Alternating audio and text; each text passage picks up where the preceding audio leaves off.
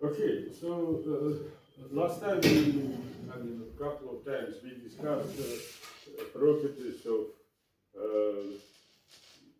of description of level statistics like f of alpha and moments.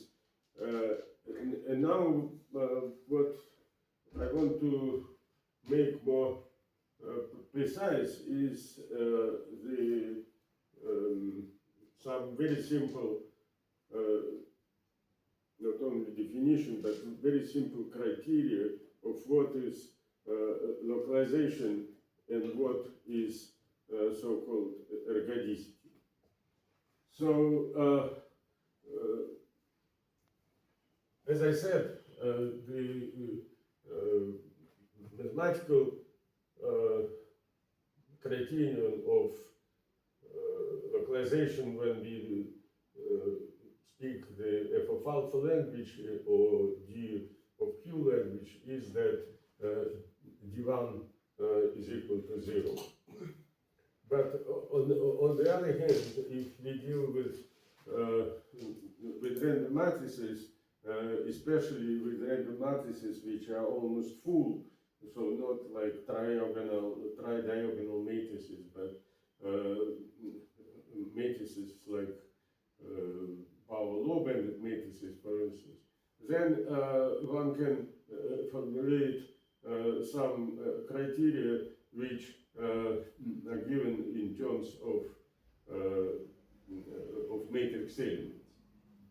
So basically, the localized phase is such a phase where every side is with a finite number with resonance in resonance with finite number of sides.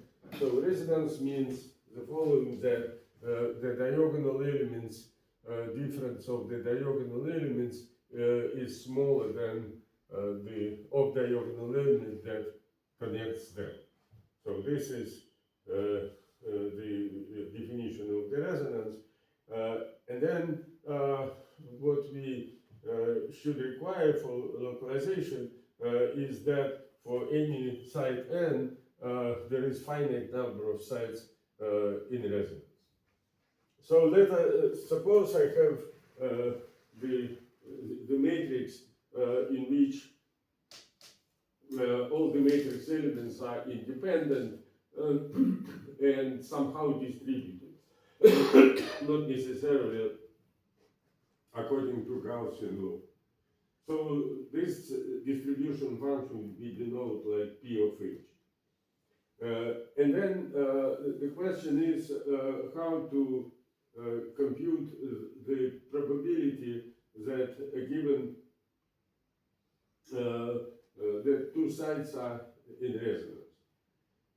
So this is the definition. So what we have to do, we have to require that modulus of H is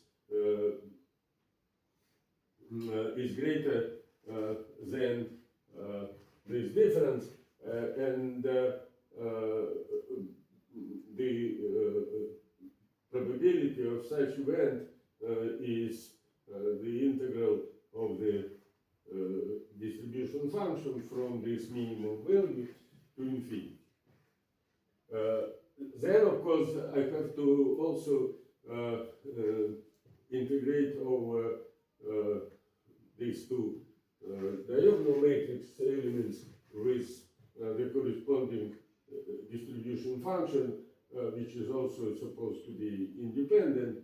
And in order not to make calculations too cumbersome without any reason for that, because essentially this distribution may be anything, maybe Gaussian, maybe any distribution, but for simplicity I consider box distribution of diagonal matrix elements.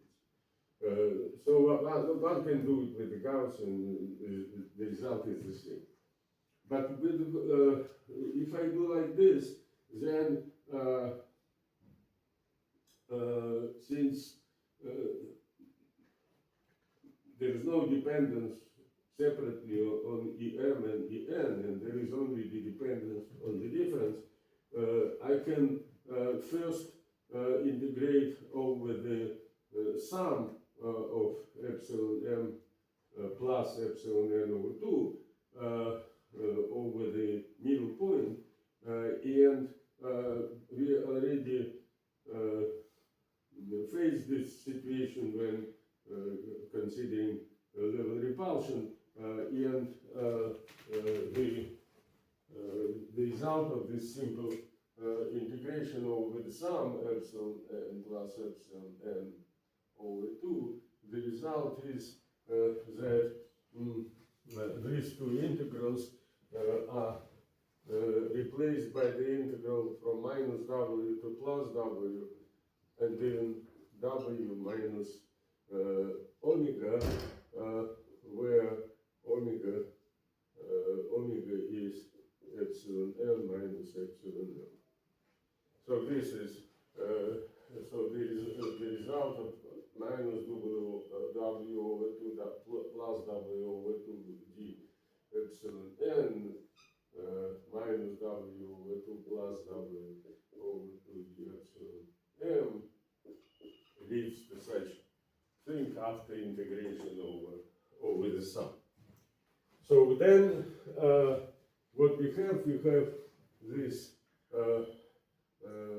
this thing. Now the integration is over omega, and then there is an integral from modulus of omega to infinity p of h dh. Let me denote of diagonal matrix elements. They are all supposed to be identically distributed, so I do things like this, and then it is convenient to differentiate by parts, and so if I say that this is function u and this is dv, then the integration by parts will be minus derivative of that, and the derivative of that will be, so I differentiate by parts over omega. And so here the integrand is an even function, therefore I can take the integral from 0 to w multiplied by 2, then remove this absolute value, and then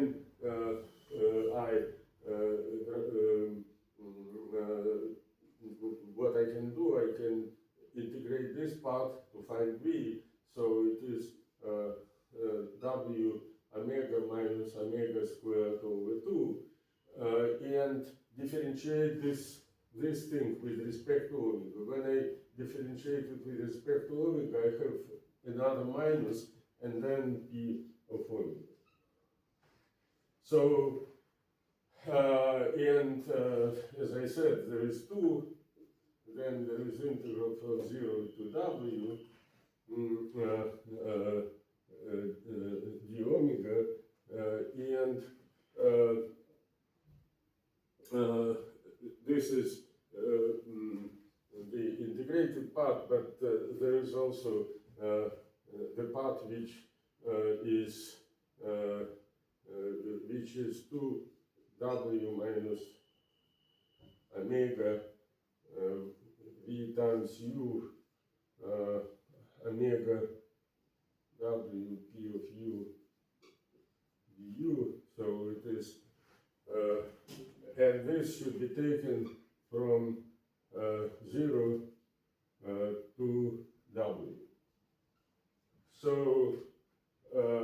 when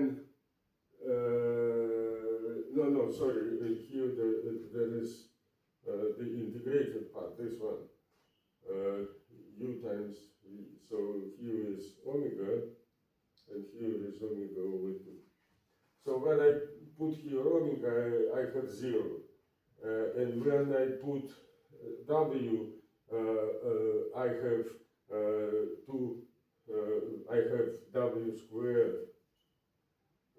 W squared over 2, but 2 is cancelled. And then I have the integral from omega to infinity p of u du. Now, and omega is equal to w, so then it is an integral from w to infinity. And we should not forget about this 2 w's in the denominator, so this w squared cancels out, and here too, and the result is like this. So these two terms come from this integral, and the last term comes from here. And now what I assume. I assume that the off-diagonal matrix element is small compared to the variance, to the typical value of the diagonal matrix element, so that this thing is small, and then this will be some leading term, this will be the leading one, and then I suppose that so what does it really mean? It means that W is big compared to the typical off-diagonal matrix element. But if this is so, then this integration is over tail of the distribution function. Because what is typical U? Typical U is the body of the distribution function. And so the same approximation, the same assumption that the typical U is smaller than W tells you that this is also a subleading term. And the only term which is leading is this one, and this means that what remains is the integral from minus W to W of modulus of U with the distribution function. But this is the average value of the modulus of U, because the distribution, the integration with distribution function, this is the average value of the modulus. And then there is this W to minus 1, and this subscript tells you that modulus of U should not be larger than W because of this limit. And this is the probability that two sides are in the resonance. But then, actually, what I need that the total number of the so this is the probability, but I want the expectation number of the resonances, and the expectation number will be the probability times the total number of sides. And this expectation number, expectation number should be finite. So this means that actually, to be precise, this expectation number should be less than 1. So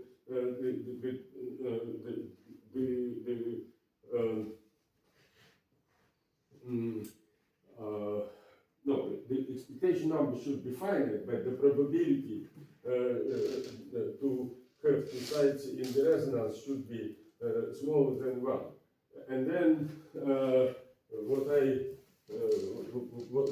I get is this criterion, if I require that the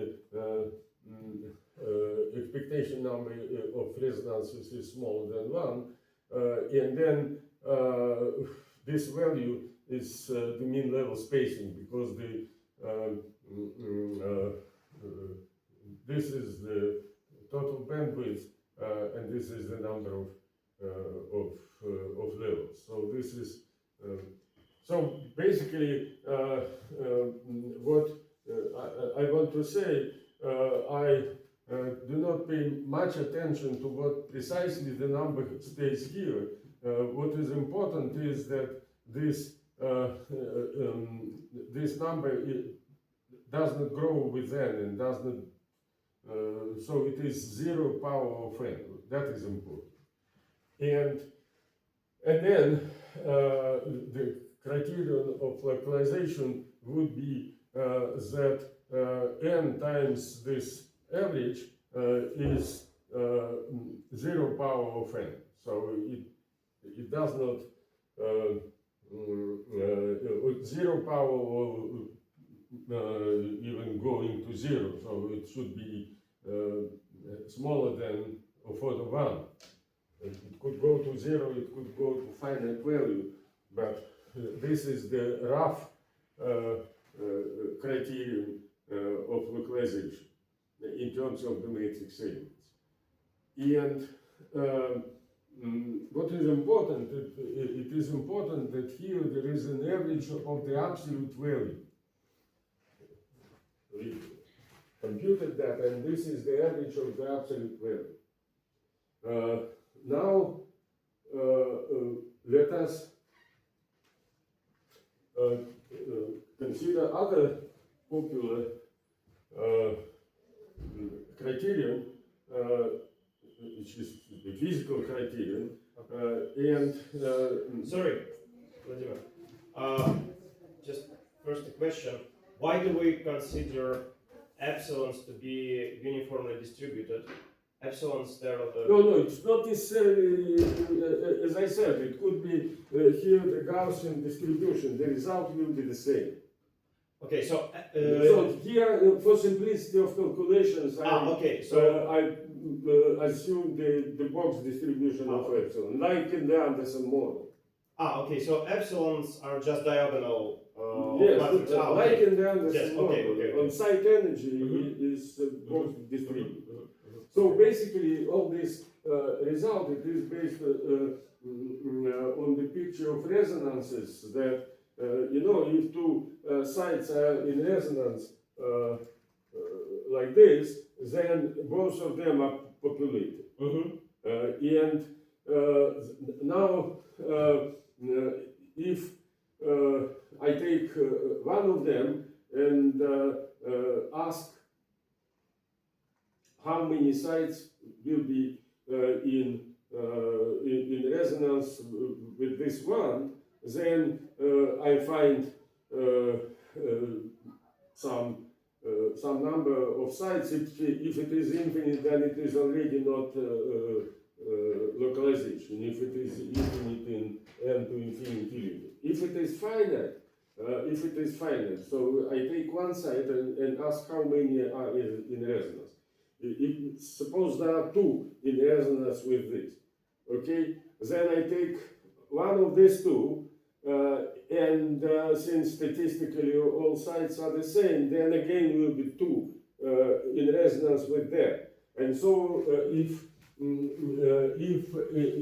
there are, let's say, two in resonance, so there are two in resonance with this side, then there are two in resonance with this side, then there are two in resonance with this side, and altogether it will be many.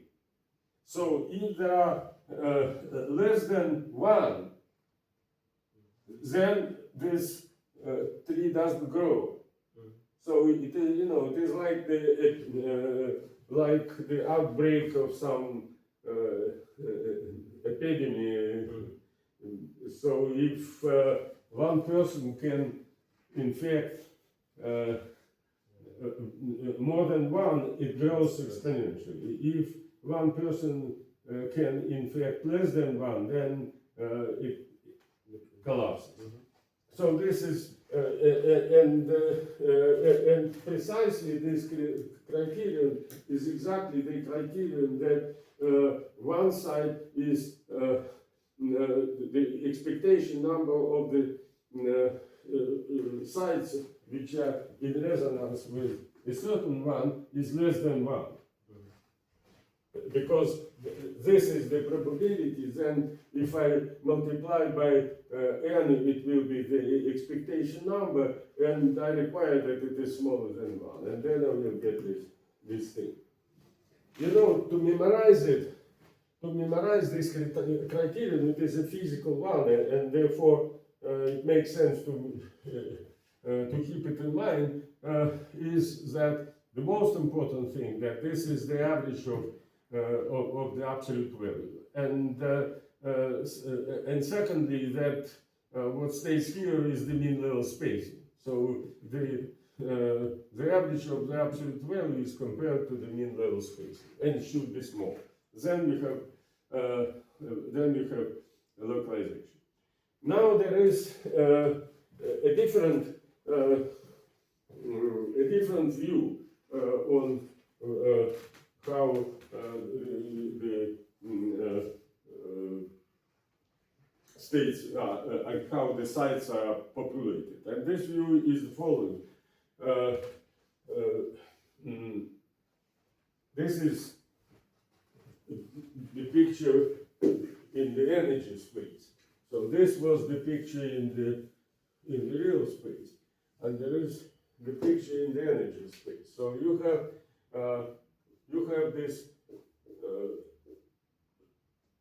You have levels, and the distance is mean level spacing is delta.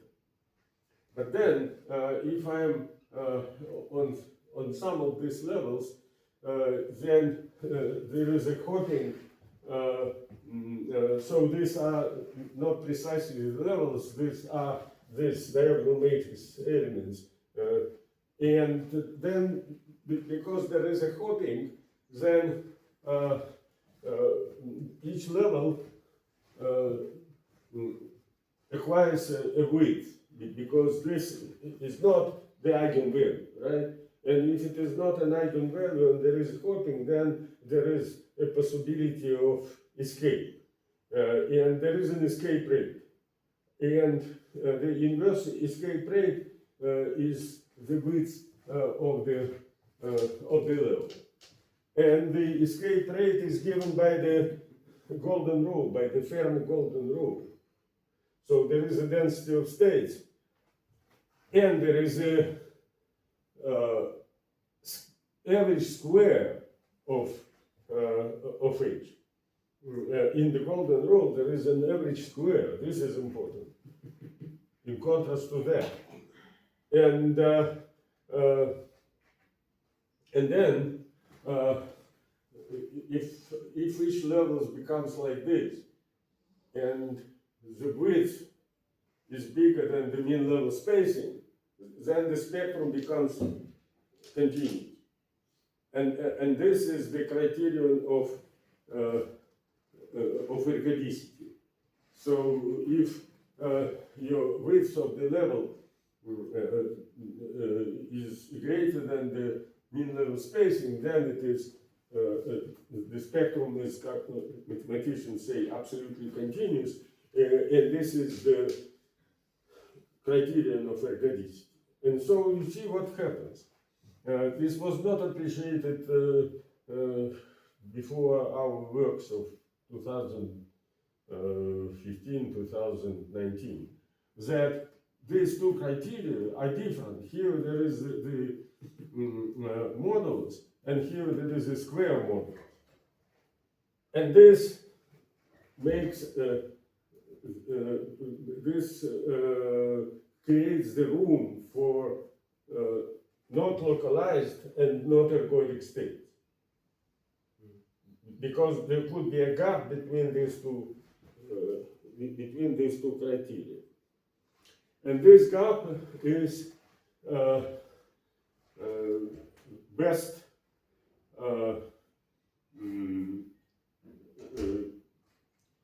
illustrated by the so-called Rosenzweig-Porter model. So this model, I told you about it, so it is basically the Wigner-Dyson random matrix, but with small variance. The variance is n to minus gamma of the diagonal matrix element. But the variance of diagonal matrix element is n to 0. So this is the Wigner-Dyson matrix with small variance of diagonal matrix element, and the special diagonal, which is typically much bigger elements. So this model was suggested long ago in 1960 by Rosenzweig and Porter, but they never, in the beginning, they never think of making the diagonal matrix element much bigger than the log diagonal one, and more importantly, to make this variance dependent on n. So, but this is a natural choice. Why? Because there are n squared of diagonal matrix elements, and there are n diagonal matrix elements. And therefore, even smaller diagonal matrix elements can make a big effect because they are n times more of diagonal matrix elements than the diagonal ones. And that was appreciated actually in the 90s, and so 30 years after this model was suggested, and essentially what was the result of some activity in the 90s, it was on my language formulated in this way. So you ask a question when there will be a localization. So this is the criterion of localization that n times average matrix element should be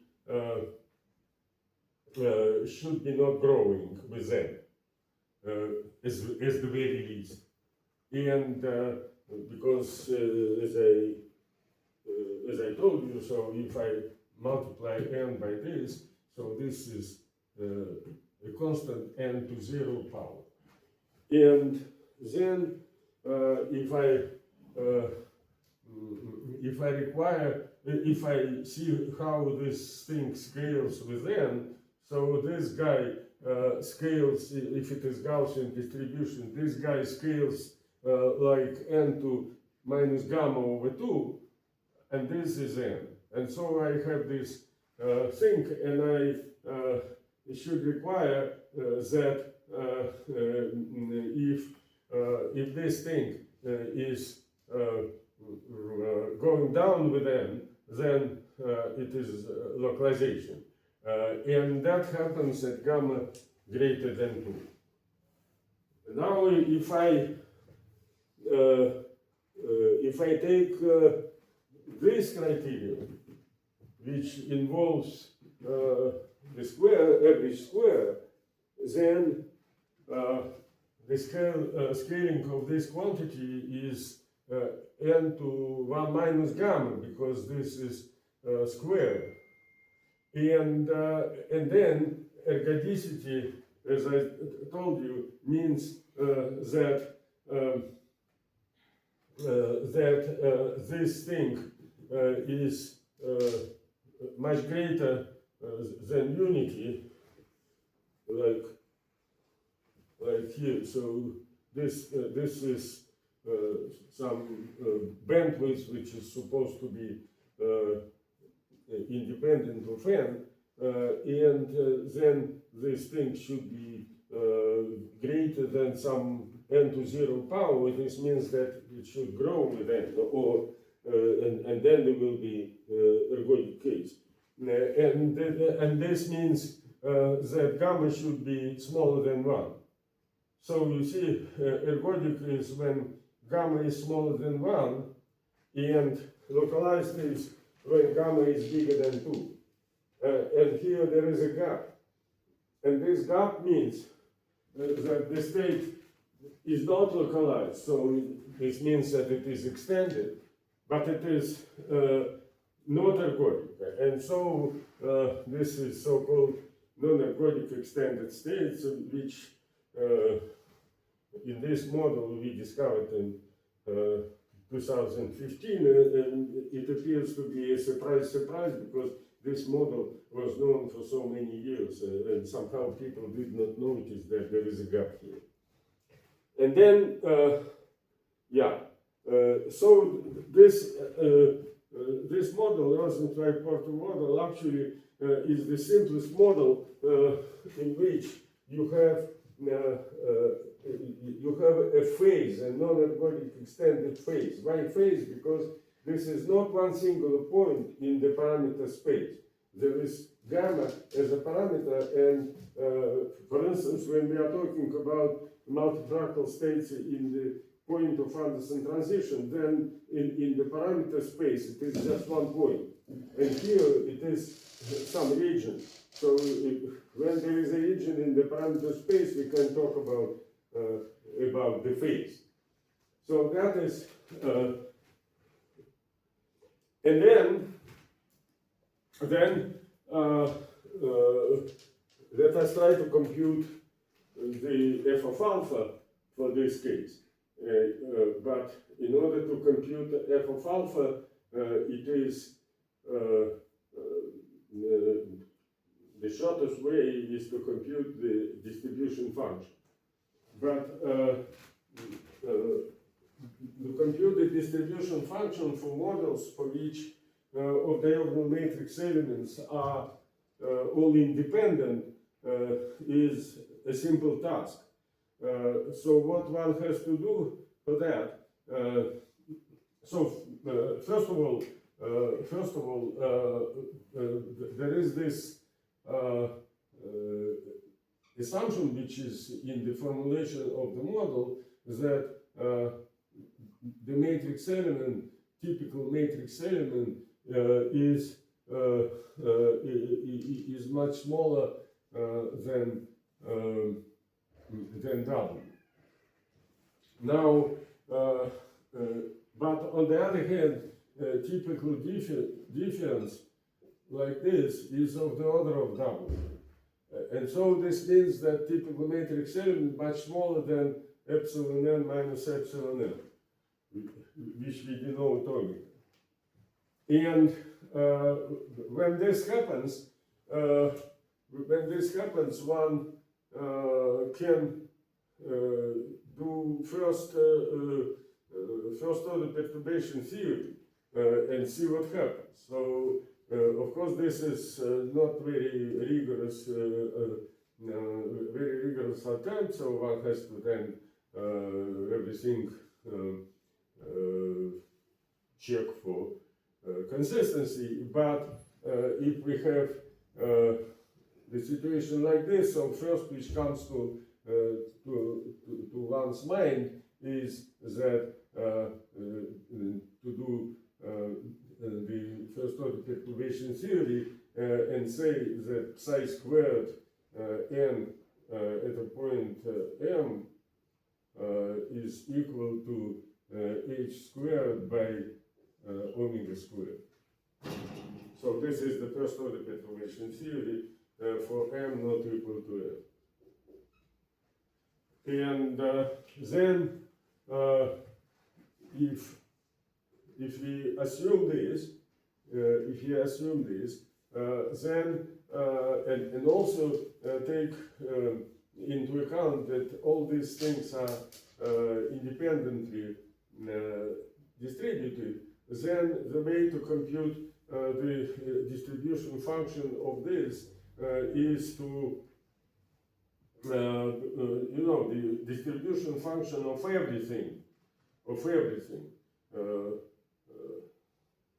let's say, denote psi squared as, I don't know, eta. Then the distribution function will be h n m squared divided by omega squared and averaged. So this is the, let us say it is f distribution function of psi squared. Then the distribution function of psi squared is delta function of that's psi squared minus this, an average over all what is random. So this is the general definition. But then what we can do, we can say that the delta function is an integral over zeta e to I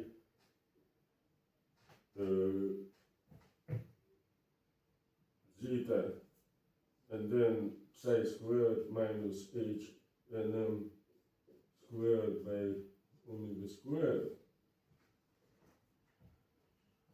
So it is just representation of delta function. And then you should average, first of all, you should average e to I zeta h n m modulus squared by epsilon n minus epsilon m squared. You should average this thing. And this will be some function of zeta.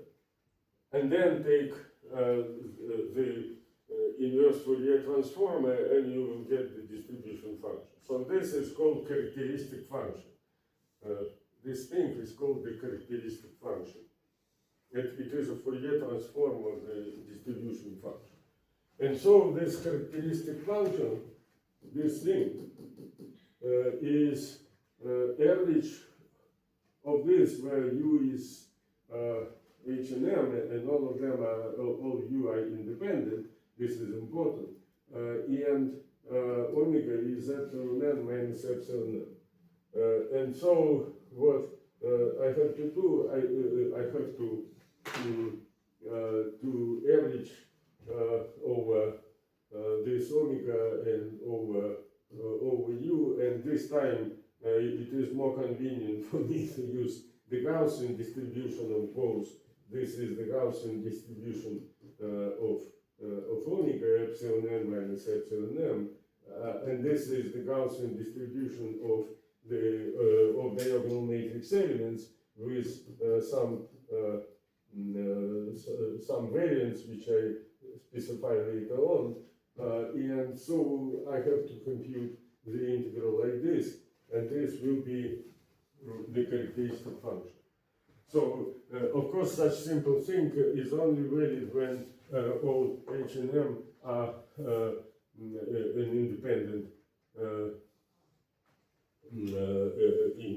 independent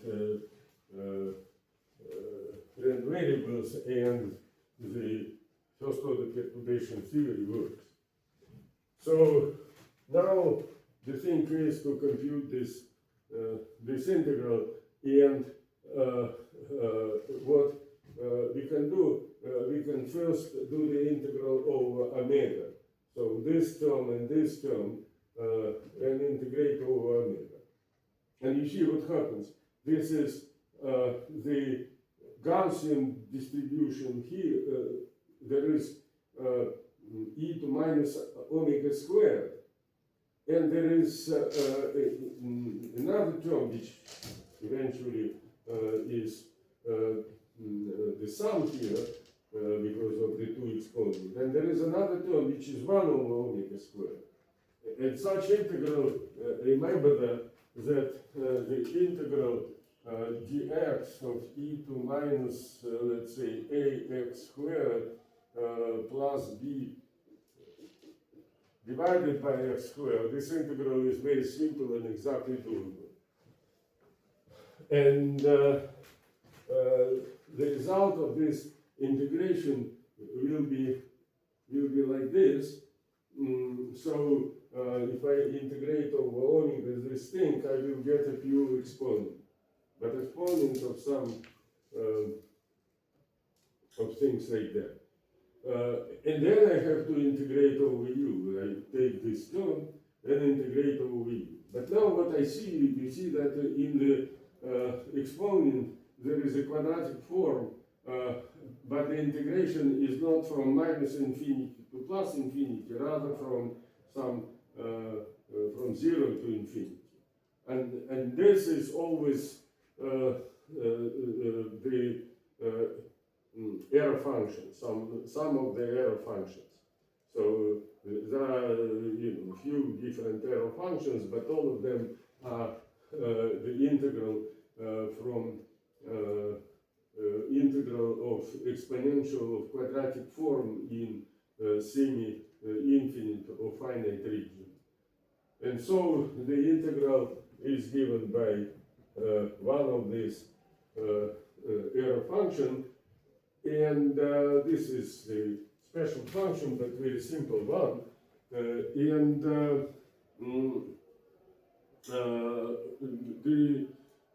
The analysis of that, so in fact I got an exact value for the characteristic function.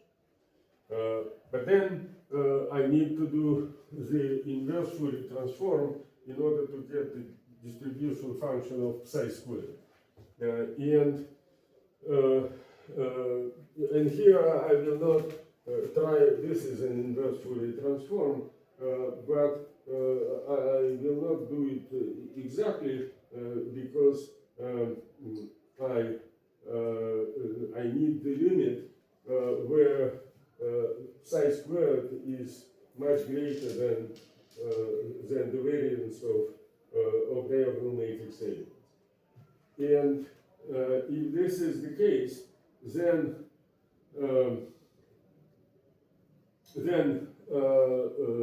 this function, I need this function at, so if psi squared is large, then this means that zeta is small in this integral. And when zeta is small, I can expand this this function, and its expansion is well known, and it is a square root of zeta, and then when I do the Fourier transform of the square root of zeta, so by counting the powers, so if it is the square root of x and then dx dx, then I just count powers, and this is power 1/2, and this is power 1, and so there will be x to 3/2, but k is inverse of x, so this will be 1 over k 3/2. And k in this case is psi squared. So I will have the distribution function f of psi squared, which is proportional to 1 over psi squared to 3/2. So here is all the necessary all the necessary factors, but here it is the distribution of the log, and the distribution of the log, f of psi squared d psi squared is equal to f of log psi squared d of log psi squared, and d of log psi squared is 1 over psi squared, and this should be a different function. And okay, so let us denote this with tilde. And then what I have that f of log psi squared is f of psi squared multiplied by psi squared. And since this one is psi squared to 3/2 in the denominator, when I multiply it by psi squared, I will get I will get 1 over square root of psi squared. And this is the distribution of the log.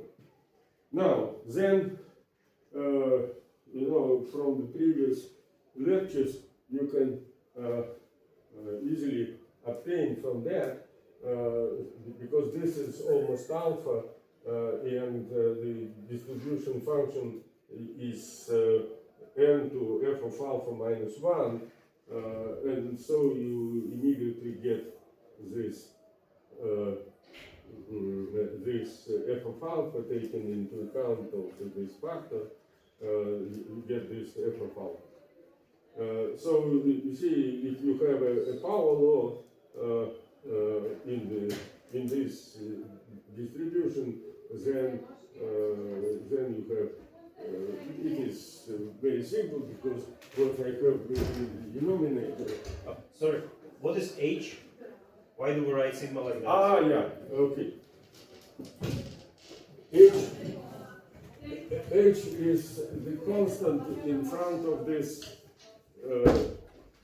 Okay. in the variance. Mm-hmm. So this is not necessarily 1. This could be some constant. Mm-hmm. Yeah, thank you. Okay, and then you see.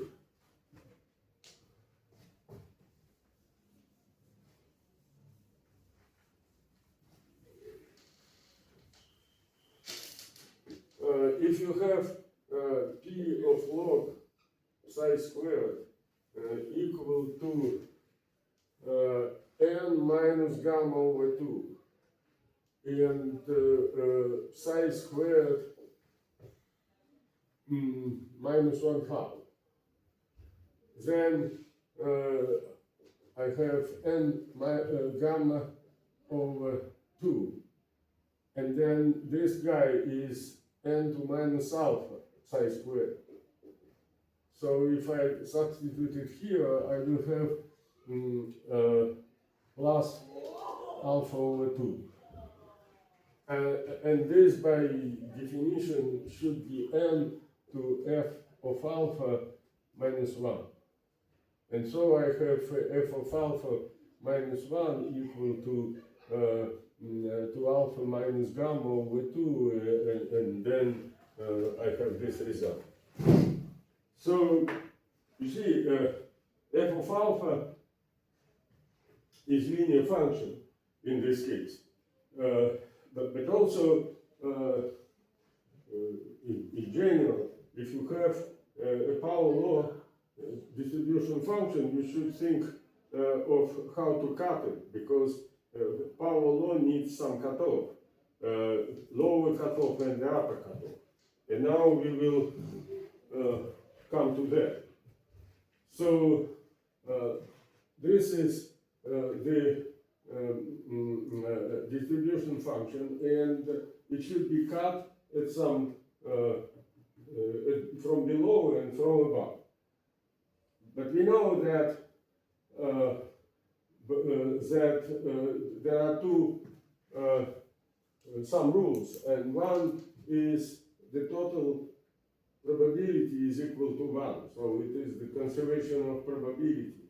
And the other is normalization of wave function, so that this psi squared, I'm sorry, there should be 1 over n here, because the average of psi squared is not 1, it's 1 over n. And then if you look at that, it is 1 over x, if psi squared is x, 1 over x to 3/2, and integrated over dx. So 3/2 means the integral is dominated by small psi squared, and therefore this this integral is given by the following. So you have to again power counting. So you have 1 over x to 3 half, then you have dx, and such integral is dominated by small values, x minimum. And it is given, so this is first power, this is 3 half, so it is 1 over x minimum to 1 half. And then there is this factor here, so you take this factor into account, and here too. And you require that this is this is 1, because the total probability is 1. And then you get that your psi squared minimum is n to minus gamma. So psi squared minimum is n to minus gamma. Then you use this thing with 1 over n here. So when you use this thing, then you have here an extra x. And this means that now your integral is dominated by large, because it is divergent at large x. It is dominated by large x. And then by the counting of powers,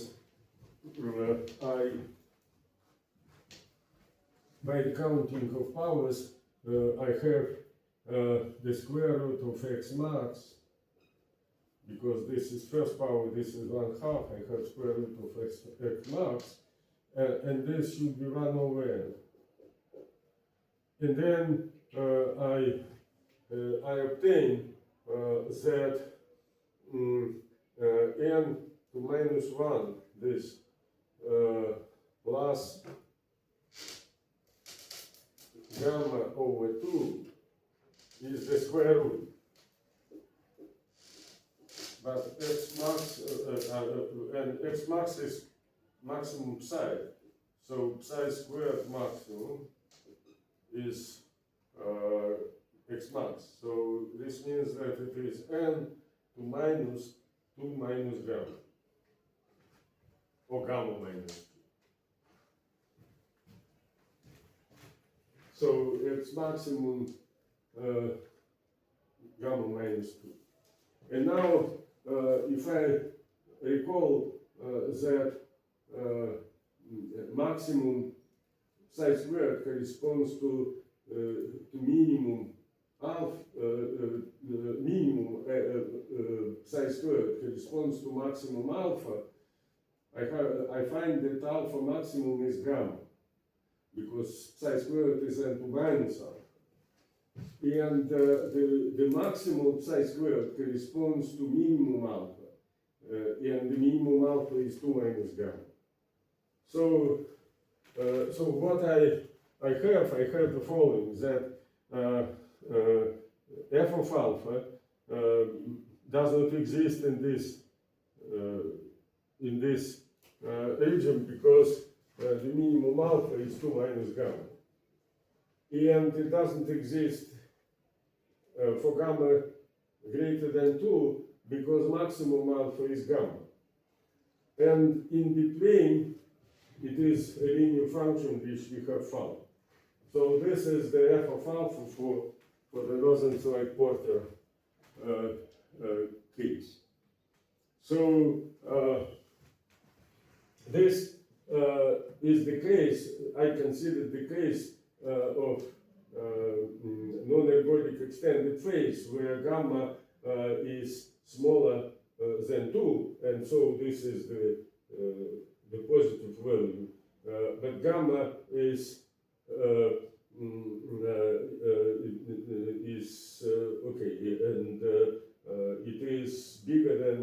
minus gamma. So gamma is bigger than 1. So if it is 1, if gamma tends to 1, then these two things collapse, because 2 minus 1 is 1, and this is also 1. So when gamma tends to 1, they collapse to a line. And we know what means the line. The line means synergodic f of alpha. So we see here how the transition from non-ergodic to ergodic case happens. So when gamma is greater than 1 but smaller than 2, we have this situation. But when gamma decreases and off-diagonal matrix elements gets larger, then this thing collapse and I get f of alpha for the ergodic case. And then it stays unchanged. So this is the f of alpha for the non-ergodic case. It is very simple. And by the way, you can check that this form respects Millen-Fedorov symmetry. So I was talking about the Millen-Fedorov symmetry, and you can check that it respects this symmetry. Now, let us compute fractal dimension. So I have this f of alpha. So then there are two cases, because this slope is 1/2, there are two cases, q is greater than 1/2 and q is smaller than 1/2. If q is smaller than 1/2, then the corresponding line is tangential at this point. And when q is greater than 1/2, it is tangential in this point. And when q is smaller than 1/2, it is tangential at that point. And so when q is greater than 1/2, then what I have to do, I have to find where it hits the y-axis, and then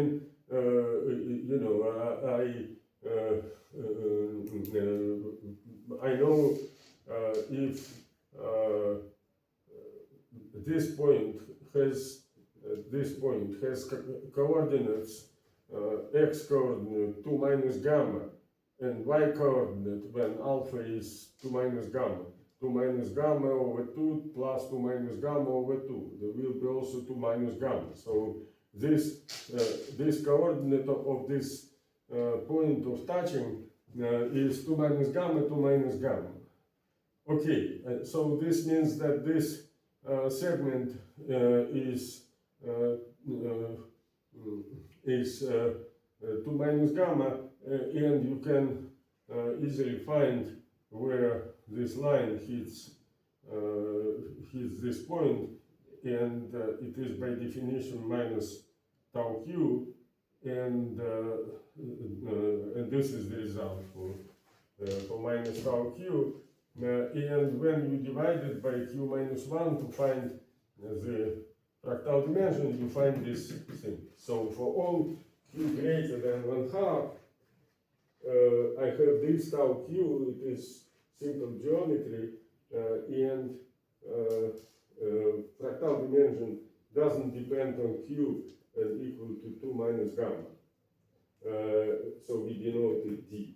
And this is the situation also, some special situation, because since fractal dimension does not depend on q, we call it monofractal. So because there are multifractal when fractal dimension depends on q, and here it doesn't. So it is a monofractal. Then you see that there is the maximum psi squared and the minimum psi squared, and the maximum psi squared is determines what we call d infinity. So d infinity is here 2 minus gamma. So this d doesn't depend on q up to infinity. So it is 2 minus gamma. But if alpha, if q is smaller than 1/2, then there is some dependence on q. And why? Because at q equals 0, we have d naught, and d naught must be 1, and that's why here there is some dependence on q. It is linear. So, so basically, the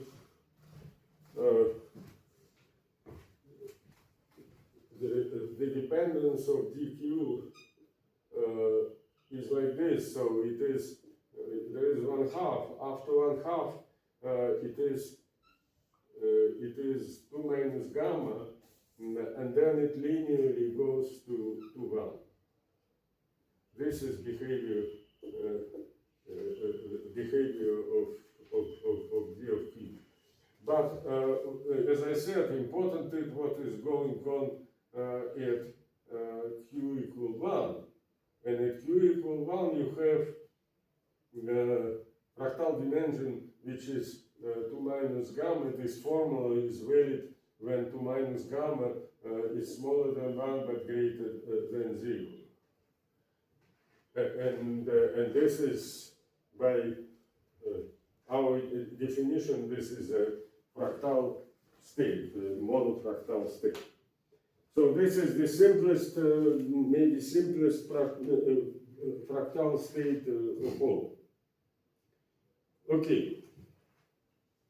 And now, I want to give you some pictures. It is important not only what is going on with moments and f of alpha, it is important what is going on with the spectrum. And this is also very instructive, maybe even more instructive things than simply f of alpha. Of course, it was a big surprise for community that in such a simple model you have a fractal phase and you can find f of alpha so easily. But also there is another surprise.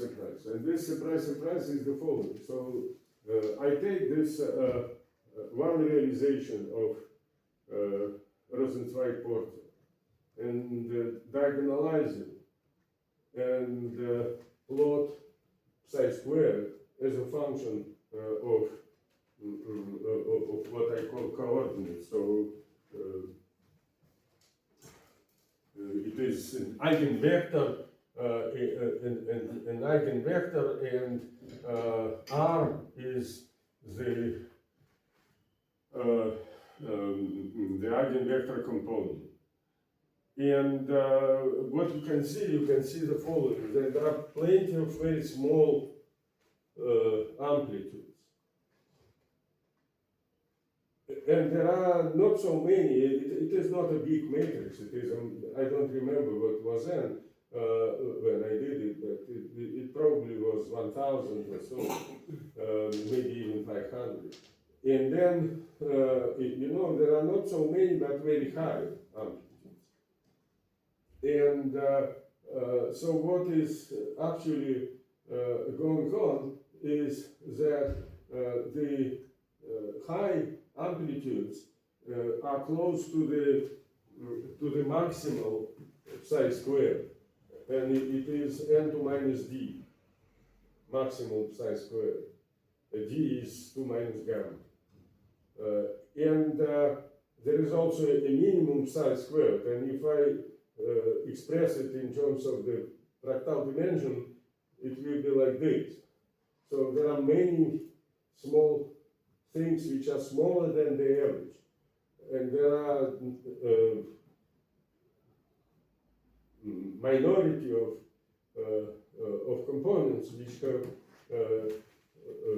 large amplitude, larger than the average.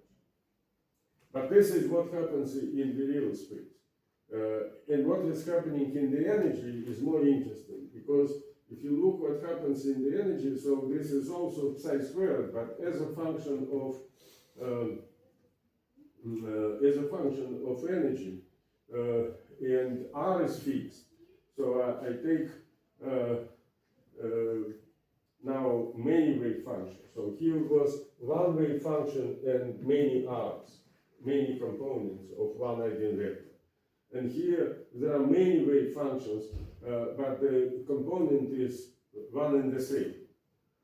And then what you see that all these big psi squared, they are concentrated very compactly. So all smalls are distributed throughout the whole spectrum. Small psi squared and large psi squared. Yeah, Vladimir, once again, first plot, which is psi contrary to R. I take you one just psi, one one psi. With some specific energy. Yes, you just randomly took it. Okay. I take one psi. Some were. Yeah, sorry. Does it matter? One psi from the spectrum. Yeah. But does it matter from which part of the spectrum? No, let's say? more or less from the central part of the spectrum. So but doesn't matter where precisely, but more or less from the close to zero. But do we expect something special to be on the edges of the spectrum?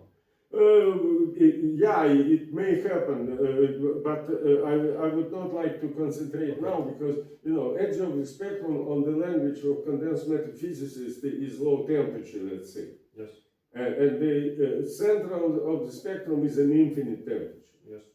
So as usual, I'm mostly concentrated on infinite temperature. And so, I take one wave function, I deliberately didn't show here the index of that wave function, and consider a different R. And I see that big amplitudes are distributed, they are randomly distributed over R, so they can be anywhere. But in contrast, if I take one component of the wave function and many wave functions, then I will see that that big values of the amplitude are always concentrated in one energy region. So this is one realization. But already in this one realization, you see something like a Lorentzian. Here, of course, you cannot say that it is a Lorentzian, but you see the compact population of large amplitudes. And this is known as the mini band. So this Rosenzweig-Porter matrix element was the first example when we came across with the mini bands, because it is in fact non-trivial that if you take a certain component, so you say that you fix the coordinate, and therefore we are talking about local measurement, local spectrum, because we fix the component, we fix the coordinate in the real space, and see what happens in the energy space. And in the energy space, all large psi squared are compact, and this was, in this model first appears that the mini band, because in no other model mini band was observed until we have shown that. And of course, this is one realization. In order to have something statistically significant, you have to have some many realizations and some correlation function, which shows the same thing. And this correlation function is known as the local density of states. So, the usual density of states is just the sum over delta function over the spectrum. This is the usual density of states. But the local density of states, it is weighted by psi squared in this particular point. So you fix the component of the wave function in the real space. And you put in front of the delta function the weight. And then you will get what is called local density of states. And then you can compute the correlation function of the local density of states, where two local density of states are taken in one and the same point, but with different energies. So this is the correlation function that shows the miniband. So first of all, I show you how this correlation function looks like. So again, this model is almost exactly solvable, and if you so we computed this correlation function a couple of years maybe in 22 using the sigma model again, and so we know exactly how this correlation function looks like. And what is in this function? So first of all, there are two scales. So there is a scale of mean level spacing and some oscillations which are dying fast as usual. So this was a calculation for the unitary ensemble, because for orthogonal it is more complicated.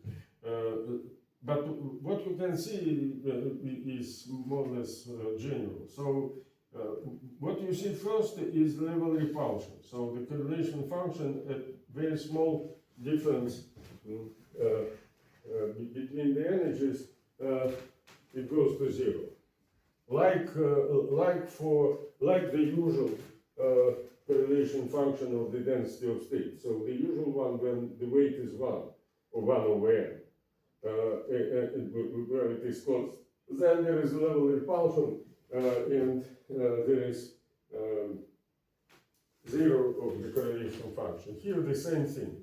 Then there are some oscillations with the period of delta, which are also present in the usual wave function. But then what does the usual correlation function?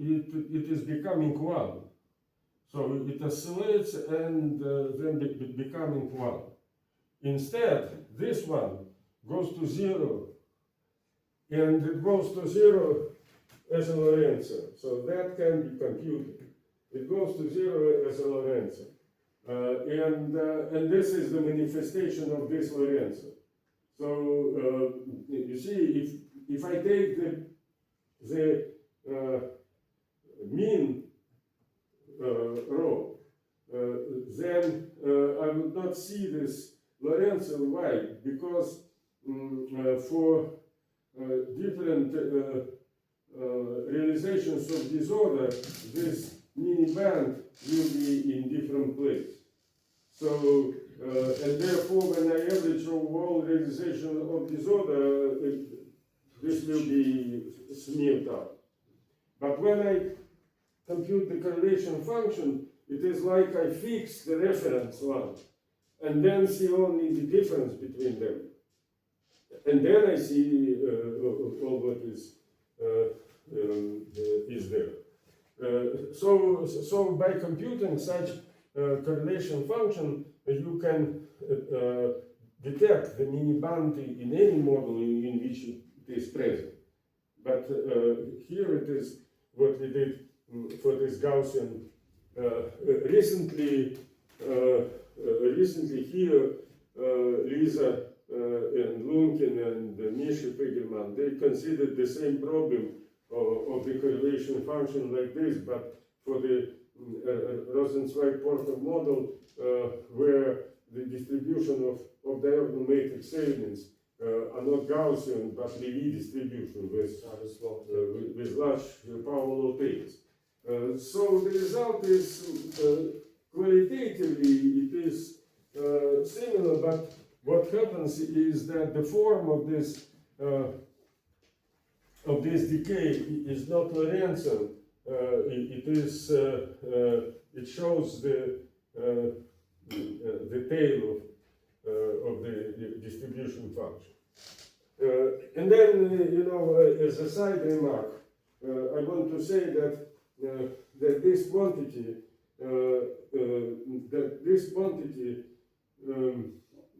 obeys the sum rule. So the integral of it is 1. To see it, it is very simple. Let us first integrate over omega. So when we integrate over omega, we integrate over only this term. So then, after this integration, this delta function becomes 1. Because here there is e plus omega, and I integrate over all omega.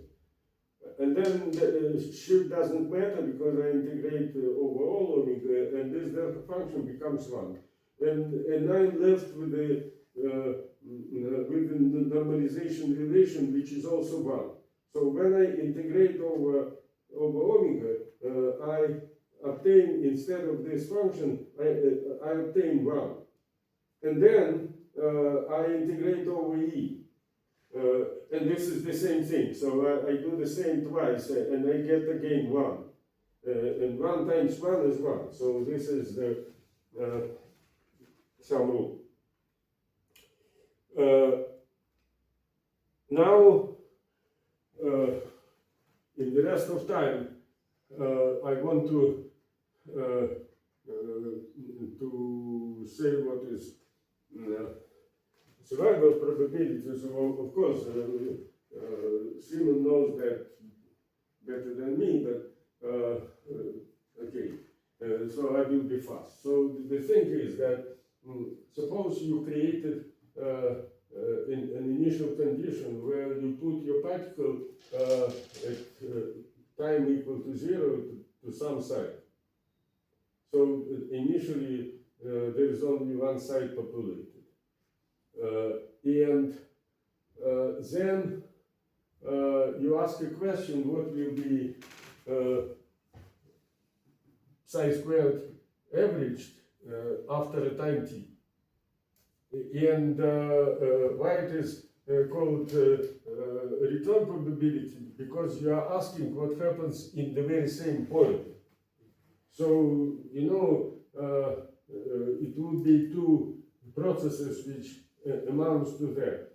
Either this particle never escaped from this point, and then after time t, it also parted with remaining there, or it may return after traveling to the same point. And therefore, this is the mixture of these two, and it is called return survival probability.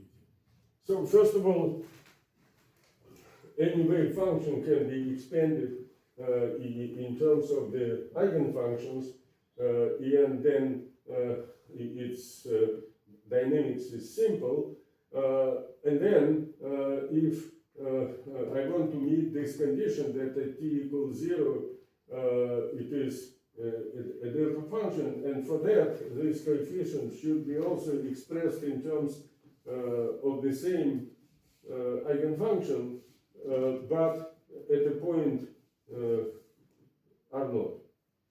So when I choose this SN like this, then I will get this thing which gives me the completeness condition.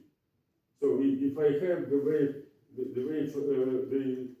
if I sum over all spectrum of all eigenfunctions at different points, the completeness conditions tells me that I should get delta function on the lattice. It is the discrete delta function.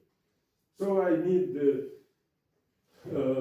initial condition, and then I should plug in this thing into this formula, and when I plug it into this formula, what I get this thing.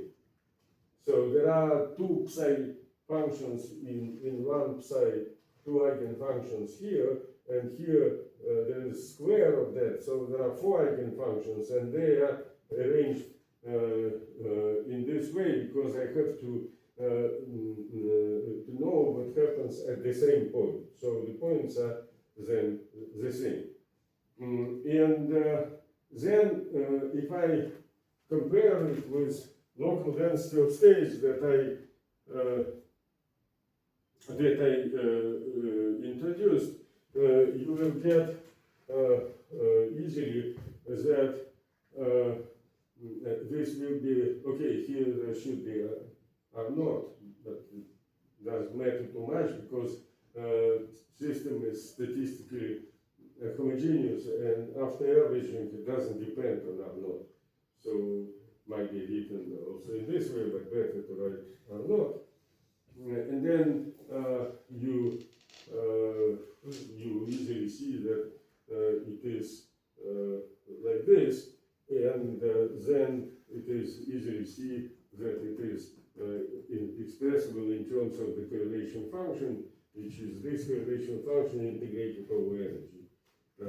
So this is the Fourier transform of this local density of states correlation function.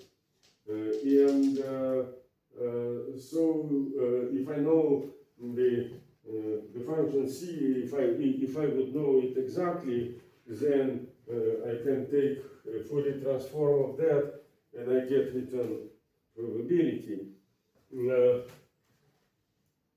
So what is important here is the following: that at large scale, much bigger than delta, it is just Lorentzian like this. And it is well known that a Fourier transform of Lorentzian is a pure exponent. It is a pure exponent. And therefore, what I have return probability which is a pure exponent. So there is no anything like a power law. There is a pure exponent, but the rate of this exponent is the mini band. And this mini band,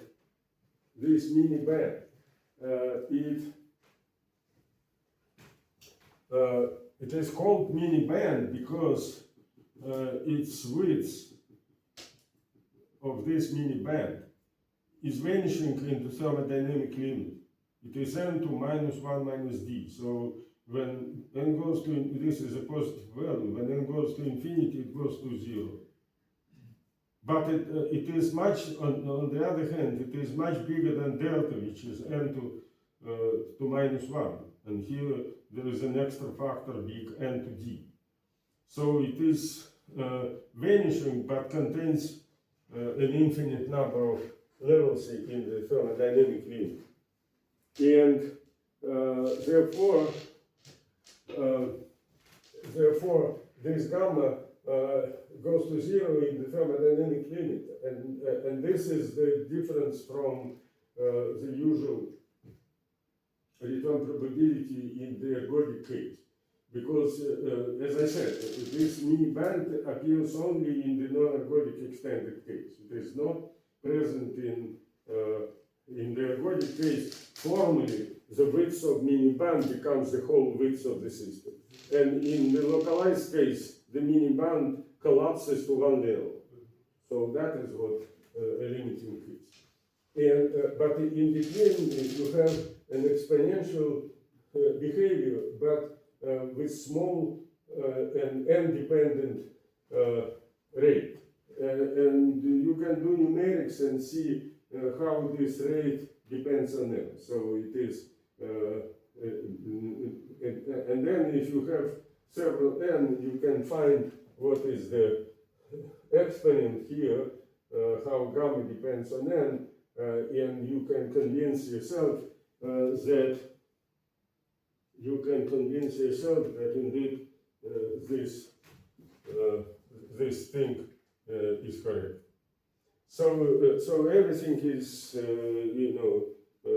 numerically justified here, and I only want to say that this is a different thing compared to let's say, a situation at the Anderson transition or in power law-bending matrices, because for this case, for the power law-bending matrices and the critical point of Anderson transition, this is not exponential, this is power law. And this is exponential. So in some sense it is faster.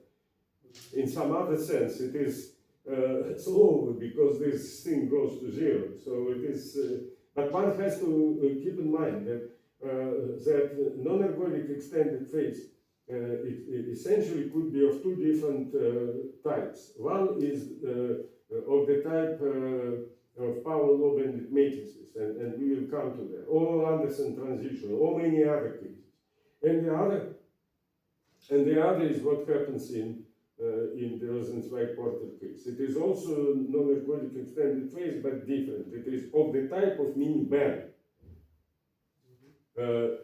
Okay, and then I want to say a few words about how this return probability behaves globally. So here there are relatively small times, so these times.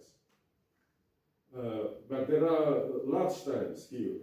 And what happens is that it behaves like an exponential, like this.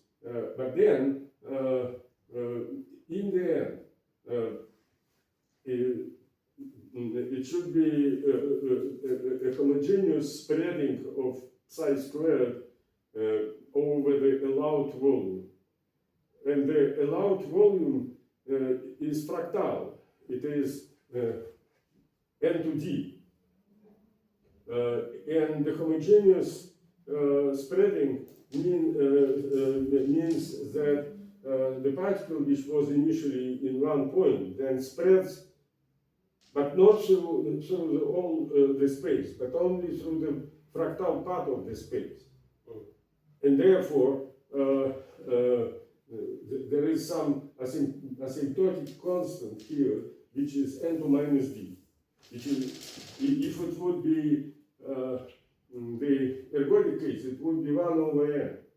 But here it is n to minus d. So this is one thing. And the other thing is that coming to this asymptotic behavior is not trivial. So it first overshoots this thing and then comes back. So this is an effect which is similar to echo, which I told you about in connection with a return probability in Wigner-Dyson case. So if you remember, I don't know if Simon was here or not, but I considered what happens when you in the Wigner-Dyson case, and there is also such overshooting there. So this is a quantum effect of quantum echo, and it is present in this case too. So this is what we know about return probability. And then time is over. Okay, and next time I will tell you the entire, some pictorial thing about more general case.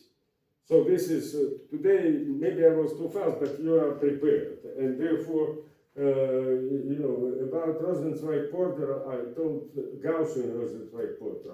I told everything which is significant. Then there are some extensions which I probably come later on. It is the Rosenzweig-Porter with careful distribution of matrix elements, not necessarily Lévy. I will be talking about general thing.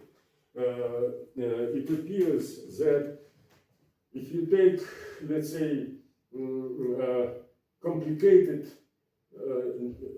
network like the Hilbert space of many-body system or this random regular graph, then it is possible to map it onto Rosenzweig-Porter model.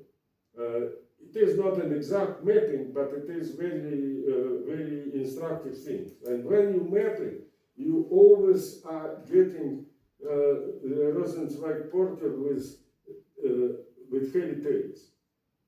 And therefore it is important to know what happens to Rosenzweig porter when all the matrix elements are Gaussian, all the matrix elements are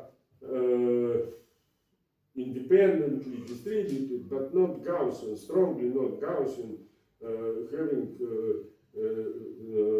long tails. And there are two cases which are relatively easy to study. One of them is when the tail is logarithmically normal, and the other is when the tail is linear.